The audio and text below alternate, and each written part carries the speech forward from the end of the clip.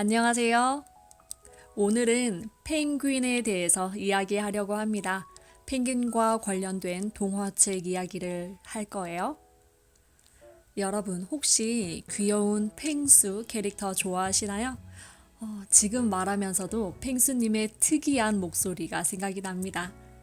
펭수는 성공한 한국의 크리에이터를 꿈꾸며 남극에서 왔다고 하는데요. 그게 목표라면 이룬 거 아닌가요? EBS의 대표 인기 캐릭터이던데. 흥해라, 펭수 응원한다. 최근에 펭수 유튜브에서 영상을 봤었어요. 제목은요, EBS 3년차 연습생 펭수의 심경 고백이라는 편이었어요. 재밌게 봤던 기억이 있네요. 여러분도 시간 나면 한번 보세요. 저 펭수님을 본 적이 있어요. 촬영장에서 봤었죠. 멀찌감치 떨어져서 보고만 있었습니다. 인형탈을 쓰고 열심히 일하는 모습을요. 그리고 저 우연히 펭수가 벗어놓은 옷을 봤어요. 탈을 벗어놓은 거죠. 탈이 꽤 크더라고요. 역시 자이언트 펭귄. 근데 괜히 걱정이 되더라고요. 여름에 봤으니까 땀띠가 나지 않았을까 걱정할 정도로 탈이 두껍고 컸거든요. 아, 돈 벌기 힘들다. 그죠? 펭수를 볼 때마다 생각이 나는 동화책이 있어요. 제목은요, 추위를 싫어하는 펭귄. 혹시 들어보셨을까요? 내용은 이래요. 추운 남극에 펭귄 한 마리가 있었어요. 이름은 파블로. 근데 파블로는 추위를 싫어하는 펭귄입니다. 모두가 추위를 즐기고 좋아하는데 파블로만 모자와 목도리를 칭칭 둘러매고요. 따뜻한 난로 곁에만 있고 싶어 합니다. 그런 그가 어느 날 큰 결심을 하는데요. 이제 따뜻한 곳으로 떠나기로 한 거예요. 추위에 사는 건 바보 같은 짓이야. 따뜻한 곳을 찾아 떠나야겠어. 하면서요. 여기서부터 고생이 시작됩니다. 여러분, 집 나가면 고생이에요. 난로를 등에 들쳐매고요. 스키를 타고 가다가 낭떠러지에 걸려 넘어지고요. 따뜻한 물주머니를 온몸에 감아 무장을 하며 가다가 얼음바닥에 녹아서 차가운 물속에 빠지기도 합니다.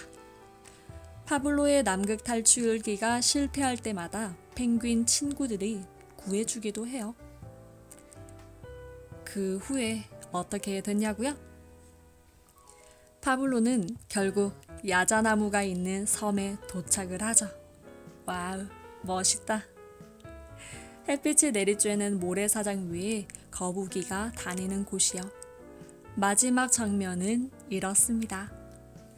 파블로가 선글라스를 쓰고 야자수 사이에 해먹을 쳐서 그 위에 누워있는 거요. 아, 정말 여유롭지 않나요? 음료수를 마시고 부채를 붙이면서 그 아래 이런 글귀가 있습니다.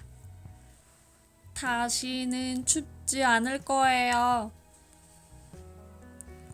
여러분은 어떻게 들으셨어요? 저는요, 이 이야기가 좋았습니다. 파블로가 자신의 의지로 남극을 떠나려는 시도들이 귀여웠고요. 그 시도들이 실패할 때마다 그를 묵묵히 구해주는 펭귄 친구들도 좋았어요. 그리고 마침내 파블로가 따뜻한 곳에 정착한다는 결말. 인상 깊었습니다. 근데요, 만약에 파블로가 떠나지 않았더라면 이때껏 살아온 환경에서 추위는 싫은데 하며 불만만 토로할 수 있었겠죠. 그럼 험난한 모험은 없었을 수도 있고요. 그런데 파블로는 자신이 원하는 방향으로 모험을 했습니다. 그리고 야자수 나무 아래에 해먹을 치고 누웠죠. 이렇게 말하고 나니까 파블로는 자신의 자유를 찾아 여행을 떠난 거 아닐까 합니다. 우리가 무료한 일상에서 벗어나 어디론가 여행을 가는 것처럼요. 그리고 어떤 목표를 향해 나아가는 것처럼요. 이 책은요, 디즈니 그림 명작 전집 시리즈 중에 한 권이에요. 80년대에 나온 책인데도 지금도 읽혀지고 있고요. 90년대에 절판이 됐는데 2019년에 다시 간행이 됐다고 해요. 역시 명작은 세월을 타지 않나 봅니다. 이 동화책을 아직 기억하고 있는 분들이 많더라고요. 동화인데도 불구하고 기억에 남는다는 건 이 이야기가 우리에게 주는 메시지 때문인지도 모르겠습니다. 미국의 작가이자 교육가인 헬렌 켈러는 이런 말을 했다고 합니다.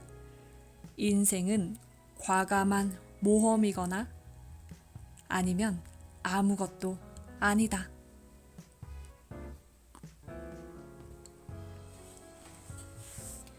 결과를 예측할 수 없는 도전이 막막한 순간이 분명히 존재하죠.